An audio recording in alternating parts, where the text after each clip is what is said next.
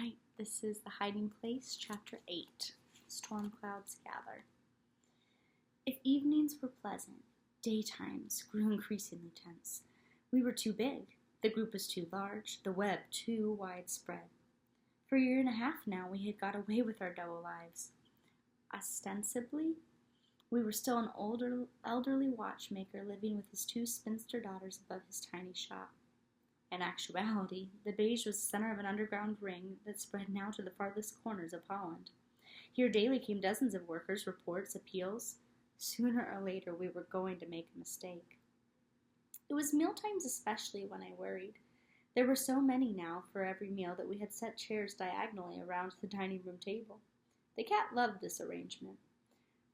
Usi had given him the Hebrew name Maher Shalal Hashbaz, meaning appropriately enough, hastening to the spoils, hurrying to the prey. With the chairs set so close, MS Hashbaz could circle the entire table on her shoulders, purring furiously, traveling round and round. But I was uneasy at being so many. The dining room was only 5 steps above street level. A tall passerby could see right in the window. We'd hung a white curtain across it, providing a kind of screen while letting in light. Still, only when the heavy blackout shades were drawn at night did I feel truly private. At lunch one day, looking through the tiny, thin curtain, I thought I saw a figure standing just outside in the alley. When I looked again a minute later, it was still there. There was no reason for anyone to linger there unless he was curious about what went on in the Beje. I got up and parted the curtain an inch. Standing a few feet away, seemingly immobilized by some terrible emotion, was old Katrine from Nollie's house. I bolted down the stairs, threw open the door, and pulled her inside. Although the August day was hot, the old lady's hands were cold as ice. "Katrine, what are you doing here? Why were you just standing there?" "She's gone mad," she sobbed. "Your sister's gone mad."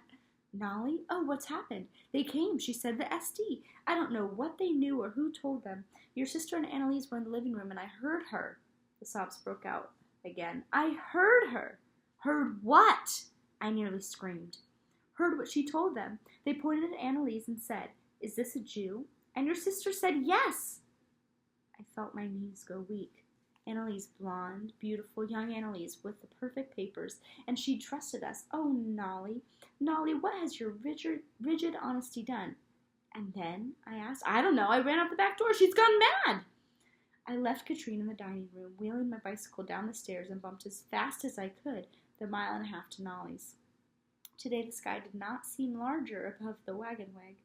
As the corner of Bossenhavenstraat, I leaned my bike against the lamppost and stood panting, my heart throbbing in my throat. Then, as casually as I was able, I strolled up the sidewalk toward the house. Except for a car parked at the street curb directly in front, everything looked deceptively normal. I walked past, not a sound from behind the white curtains, nothing to distinguish this house from the replicas on either side. When I got to the corner, I turned around. At that moment, the door opened and Nollie came out. Behind her walked a man in a brown business suit. A minute later, a second man appeared, half pulling, half supporting Annaliese. The young woman's face was white as chalk. Twice before they reached the car, I thought she would faint. The car door slammed, the motor roared, and they were gone. I pedaled back to the Beje, fighting back tears of anxiety. Nollie, we soon learned, had been taken to the police station around the corner to one of the cells in the back. But Annaliese had been sent to the old Jewish theater in Amsterdam, from which Jews were transported to extermination camps in Germany and Poland. It was Beje, stooped, careworn little Beje, whose offer to help we had discounted, who kept us in touch with Nollie. She was in wonderful spirits, Beje said, singing hymns and songs in her high, sweet soprano. How could she sing when she betrayed another human being? Beje delivered the bread that Betsy baked for Nollie each morning in the blue sweater Nollie had asked for, her favorite, with flowers embroidered over the pocket. Beje relayed another message from Nollie, one especially for me. "No ill will happen to Annaliese. God will not let them take her to Germany. He will not let her suffer because I obeyed him." 6 days after Nollie's arrest, the telephone rang. Pickwick's voice was on the other end. "I wonder, my dear, if I could trouble you to deliver that watch yourself?" A message, then, that he could not relay over the phone. I biked at once out to Ardenhout, taking along a man's watch for safe measure. Pickwick waited until we were in the drawing room with the door shut. The Jewish theater in Amsterdam was broken into last night. 40 Jews were rescued. One of them, a young woman, was most insistent that Nollie know Annaliese is free. He fixed me with one of his wide-set eyes. Do you understand this message? I nodded, too overcome with relief and joy to speak. How had Nollie known? How had she been so sure? After 10 days in the Haarlem jail, Nollie was transferred to the federal prison in Amsterdam. Pickwick said that the German doctor in charge of the prison hospital was a humane man who would occasionally arrange a medical discharge. I went at once to Amsterdam to see him. But what could I say, I wondered, as I waited in the entrance hall of his home. How could I get into the good graces of this man? Lolling about the foyer, sniffing from time to time at my legs and hands, there were 3 perfectly huge Doberman pinschers. I remembered the book we were reading aloud by Bicycle Lamp, How to Win Friends and Influence People. One of the techniques advocated by Dale Carnegie was, find a man's hobby. Dogs. I wonder. At last the maid returned and showed me into the small sitting room. How smart of you, doctor, I said in German to the grizzle-haired man on the sofa. Smart? Yes, to bring these lovely dogs with you. They must be good company when you have to be away from your family. The doctor's face brightened. You like dogs, then? About the only dogs I had ever known were Harry DeVry's bulldogs. Bulls are my favorite. Do you like bulls? People don't realize it, the doctor said eagerly, but bulls are very affectionate. Bulldogs are very affectionate. For perhaps 10 minutes, while I racked my brain for everything I had ever heard or read on the subject, we talked about dogs. Then abruptly the doctor stood up. But I'm sure you haven't come here to talk about dogs. What's on your mind? I met his eye. I have a sister in prison here in Amsterdam. I was wondering if... I don't think she's well. The doctor smiled. So you aren't interested in dogs at all. I'm interested now, I said, smiling too. But I'm far more interested in my sister. What's her name? Nollie van Waarden. The doctor went out of the room and came back with a brown notebook. Yes, one of the recent arrivals. Tell me something about her. What is she in prison for? Taking a chance, I told the doctor that Nollie's crime had been hiding a Jew. I also told him that she was the mother of 6 children who, if left without aid, would become a burden of the state. I did not mention that the youngest of these children was now 17. Well, we'll see. He walked to the door of the sitting room. You must excuse me now. I was more encouraged than at any time since Nollie's arrest as I rode the train back to Haarlem. But days, then a week, then 2 weeks passed, and there was no further news. I went back to Amsterdam. I've come to see how those Dobermans are, I told the doctor. He was not amused. You mustn't bother me. I know that you have not come to talk about the dogs. You must give me time. So there was nothing to do but wait. It was a bright September noon when 17 of us were squeezed around the dining room table. All of a sudden, Nils, seated across from me, turned pale. Nils, one of our workers, had come to report old Katrine safely arrived at the farm north of Alkmaar. Now Nils spoke in a low, normal voice. Do not turn around. Someone is looking over the curtain. Over the curtain? But that was impossible. He'd have to be 10 feet high. The table fell silent. He's on a ladder, washing the window, Nils said. I didn't order the windows washed, said Betsy. Whoever it was, we mustn't sit here in this frozen guilty silence. Lucy had an inspiration. Happy birthday, he sang. Happy birthday to you. We all got the idea and joined in lustily. Happy birthday, dear Opa. The song was still echoing through the beige when I went out the side door and stood next to the ladder, looking up at the man holding a bucket and a sponge. What are you doing? We didn't want the windows washed, especially not during the party. The man took a piece of paper from his hip pocket and consulted it. Isn't this the Kuipers? They live across the street, but anyhow, come in and help us celebrate. The man shook his head. He thanked me, but he had work to do. I watched him crossing the Barteljorisstraat with his ladder to Kuiper's candy store. Did it work? A clamor of voices asked when I got back to the dining room. Do you think he was spying? I didn't answer. I didn't know. That was the hardest, never knowing. And one of the biggest unknowns was my own performance under questioning. As long as I was awake, I felt fairly sure of myself, but if they should come at night, over and over again the group worked with me. Nils, Henk, Leendert, bursting into my room without warning, shaking me awake, hurling questions at me. The first time it happened, I was sure the real raid had come. There was a terrific pounding on my door, then a beam of a flashlight in my eyes. "Get up! On your feet!" I could not see the man who was speaking. "Where are you hiding your 9 Jews?" "We only have 6 Jews now." There was an awful silence. The room light came on to show Rolf clutching his head with his hand. "Oh no," he kept saying. "That can't be that bad." "Think now," said Hank just behind him. "The Gestapo is trying to trap you. The answer is, what Jews? We don't have any Jews, or we don't have Jews here." "Can I try again?" "Not now," said Rolf. "You're wide awake now." They tried again a few nights later. "The Jews you're hiding, where do they come from?" I sat up groggily. "I don't know. They just come to the door." Ralph flung his hat to the floor. No, he shouted. "What Jews? There are no Jews. Can't you learn?" "I'll learn, I promised. I'll do better." And sure enough, the next time I woke a little more completely. Half a dozen shadowy forms filled the room. "Where do you hide the ration cards?" a voice demanded. "Under the bottom stair, of course, but this time I would not be trapped into saying so." A crafty reply occurred to me. "In the Frisian clock on the stairwell." Kix sat down beside me on the bed and put an arm around me. "That was better, Tante Corrie," he said. "You tried this time. But remember, you have no cards except the 3 of you, Opa and Tante Betsy. There is no underground activity here. You don't understand what they're talking about." Gradually, with repeated drills, I got better. Still, when the time actually came, when there were real Gestapo agents really trained in getting the truth from people, how would I perform? Willem's underground work brought him frequently to Harlem. There was an expression of something like despair mingled now with the worry lines in his face. Twice soldiers had been to the nursing home, and although he had managed to deceive them about most of the Jews still in residence there, one sick, blind woman had been taken away. 91, Willem kept saying. "She couldn't even walk. They had to carry her to the car." So far, Willem's position as the minister had prevented direct action against him in time, but he was watched, he said, more closely than ever.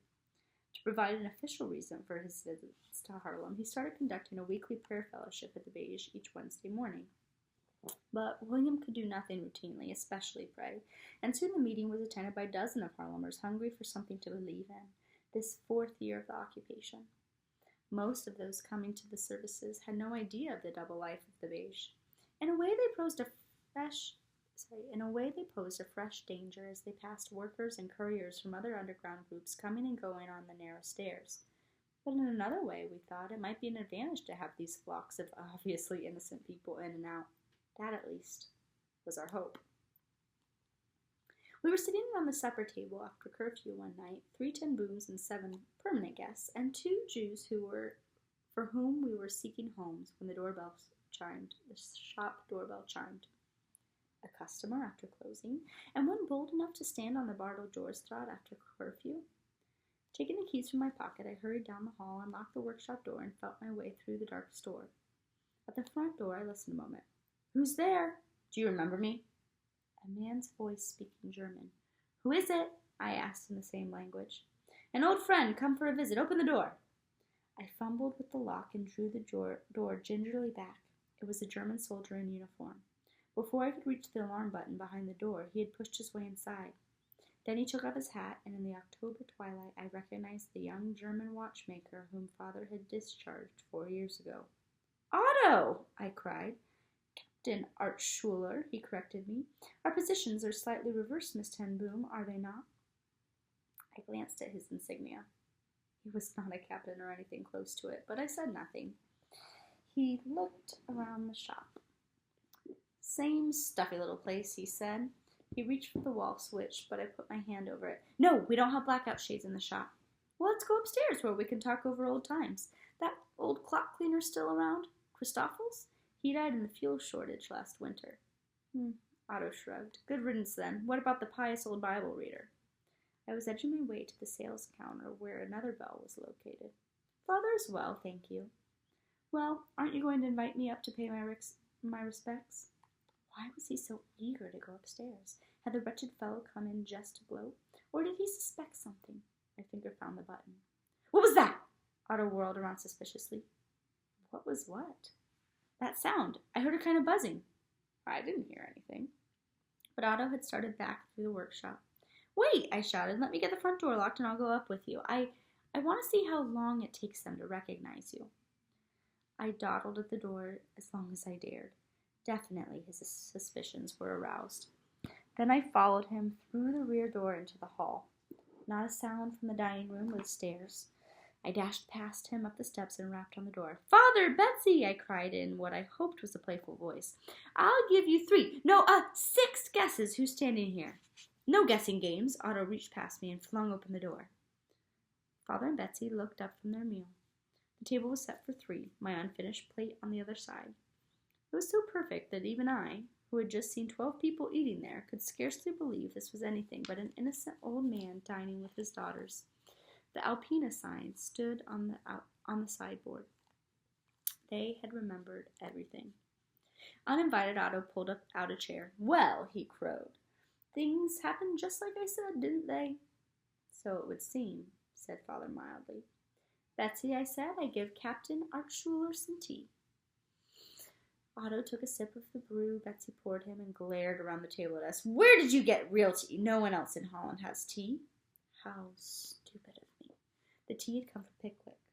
If you must know, I said, it comes from a German officer, but you mustn't ask any further questions. I tried to imply clandestine dealings with a high occupation official. Otto lingered another 15 minutes, and then, feeling perhaps that he had underlined his victory sufficiently, sauntered out into the empty streets. It was only after another half hour that we dared give the all-clear to the 9 cramped and shaky people. The second week of October, during a particularly hectic morning with underground problems, the secret telephone number rang downstairs in the hall. I hurried down to pick it up. Only Father Betsy or I ever answered it. Well, said a voice, aren't you coming to pick me up? It was Nollie. Nollie! When? How? Where are you? At the train station in Amsterdam. Only I have no money for the train fare. Stay right there. Oh, Nollie, we're coming. I biked to Bossenhoven Street, and then with Flip and the children, who happened to be at home, hurried to the Haarlem station. We saw Nollie even before a train came to a stop in Amsterdam, her bright blue sweater like a patch of blue sky in the big dark shed. 7 weeks in prison had left her pallid face, but as radiantly Nollie as ever. A prison doctor, she said, had pronounced her low blood pressure a serious condition, one that might leave her permanently disabled and her 6 children a burden to society. Her face wrinkled in puzzlement as she said. Christmas 1943 was approaching. The light snow which had fallen was the only festive quality of the season. Every family, it seemed, had someone in jail, in a work camp, or in hiding. But for once, the religious side of the holidays was uppermost in every mind. At the Beje, we had not only Christmas to celebrate, but also Hanukkah, the Jewish festival of lights. Betsy found a Hanukkah candle stand among the treasures stored with us behind the dining room cupboard and set it up on the upright piano. Each night we lighted one more candle as Usi read the story of the Maccabees. Then we would sing haunting, melancholy desert music. We were all very Jewish those evenings. About the 5th night of the festival, as we were gathered round the piano, the doorbell in the alley rang. I opened it to find Mrs. Bukers, the wife of the optician next door, standing in the snow. Mrs. Bukers was as round and placid as her husband was thin and worried, but today her plump face was twisted with anxiety. Do you think, she whispered, your Jews could sing a little more softly? We can hear them right through the walls, and, well, there are all kinds of people on this street. Back in Tante John's room, we considered this news with consternation.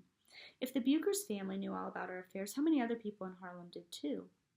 It wasn't long before we discovered that one who did was the chief of police himself. One dark January morning, when it was trying to snow again, twos burst into underground headquarters in Tante John's rear room, clutching a letter in her hand. The envelope bore the seal of the Haarlem police. I tore it open. Inside, on the police chief's stationery, was a handwritten note. I read it silently, then aloud. You will come to my office this afternoon at 3 o'clock. For 20 minutes we tried to analyze that note. Some felt it was not a prelude to arrest. Why would the police give you a chance to escape? Still, it was safest to prepare for search and imprisonment. Workers slipped out of the house one at a time. Boarders emptied wastebaskets and picked up scraps of sewing in preparation for a quick fight in the secret room. I burned incriminating papers in the long empty coal hearth in the dining room. The cat caught the tension in the air and soaked beneath the sideboard. Then I took a bath, perhaps the last for months, and packed a prison bag according to what Nollie and the others had learned. A Bible, a pencil, needle and thread, soap, or what we called soap these days, toothbrush and comb. I dressed in my warmest clothes with several sets of underwear and a second sweater beneath the top one. Just before 3 o'clock, I hugged Father and Betsy tight and walked through the gray slush to the medicine shop. The policeman on duty was an old acquaintance. He looked at the letter, then at me with a curious expression. "This way," he said. He knocked on the door marked Chief. The man who sat behind the desk had red-gray hair combed forward over a bald spot. A radio was playing. The chief reached over and twisted the volume knob not down, but up. "Miss Ten Boom," he said, "welcome." "How do you do, sir?" The chief had left his desk to shut the door behind me. "Do sit down," he said. "I know all about you, about your work." "The watchmaking, you mean? You're probably thinking more about my father's work than my own." The chief smiled. "No, I mean your other work." "Ah, then you're referring to my work with retarded children. Yes, let me tell you all about that." "No, Miss Ten Boom." The chief lowered his voice. "I am not talking about your work with retarded children. I'm talking about still another work. I want you to know that some of us here are in sympathy." The chief was smiling broadly now. Tentatively, I smiled back. "Now, Miss Ten Boom," he went on, "I have a request." The chief sat down on the edge of his desk and looked at me steadily. He dropped his voice until it was just audible. He was, he said, working with the underground himself, but an informer in the police department was leaking information to the Gestapo. "There's no way for us to deal with this man but to kill him." A shudder went down my spine. "What alternative have we?" the chief went on in a whisper. "We can't arrest him. There are no prisons except those controlled by the Germans, but if he remains at large, many others will die. That is why I wonder, Miss Ten Boom, if in your work you might know of someone who could kill him?" "Yes." I leaned back. Was this all a trap to trick me into admittance of the existence of a group, into naming names? "Sir," I said at last, seeing the chief's eyes flicker impatiently, "I've always believed that it was my role to save life, not destroy it. I understand your dilemma, however, and I have a suggestion. Are you a praying man? Aren't we all these days? Then let us pray together now that God will reach the heart of this man so that he does not continue to betray his countrymen." There was a long pause. Then the chief nodded. "That I would very much like to do." And so there in the heart of the police station, with the radio blaring about the latest news of the German advance, we prayed. We prayed that this Dutchman would come to realize his worth in the sight of God and the worth of every other human being on earth. And at the end of the prayer, the chief stood up. "Thank you, Miss Ten Boom." He shook my hand. "Thank you again. I know now that it was wrong to ask you." Still clutching my prison bag, I walked through the foyer and around the corner to the Beje. Upstairs, people crowded around, wanting to know everything, but I did not tell them, not everything. I did not want Father and Betsy to know that we had been asked to kill. It would have been an unnecessary burden for them to bear. The episode with the chief of police should have been encouraging. Apparently, we had friends in high places. As a matter of fact, the news had the opposite effect upon us. It was one more illustration of how our secret was no secret at all. All of Harlem seemed to know what we were up to. We knew we should stop the work, but how could we? Who would keep open the network of supplies and information on which the safety of hundreds depended? If a hideaway had to be abandoned, as happened all the time, who would coordinate the move to another address? If we had to go on, but we knew that disaster could not be long in coming. As a matter of fact, it came first to Jock, the 17-year-old apprentice who had sought a safe home at the Beje.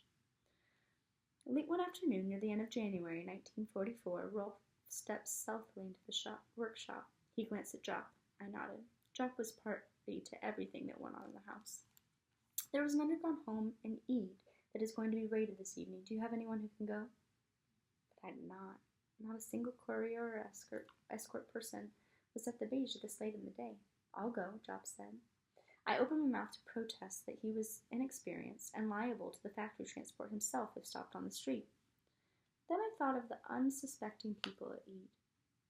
We had a wardrobe of girls' scarves and dresses upstairs.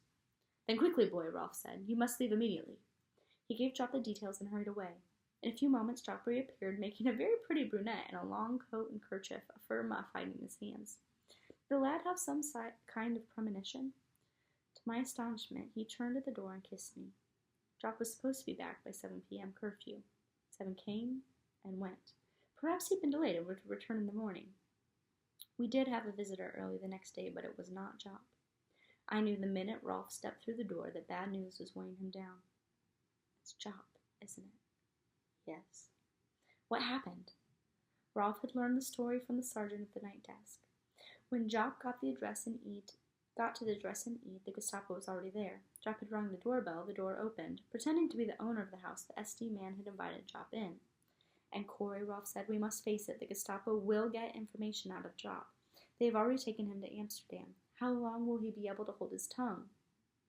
Once again, we considered stopping the work. Once again, we discovered we could not. That night, Father and Betsy and I prayed long after the others had gone to bed. We knew that in spite of daily mounting risk, we had no choice but to move forward. This was evil's hour. We could not run away from it. Perhaps only when human effort had done its best and failed would God's power alone be free to work. Next chapter is the raid. I'll have to come back.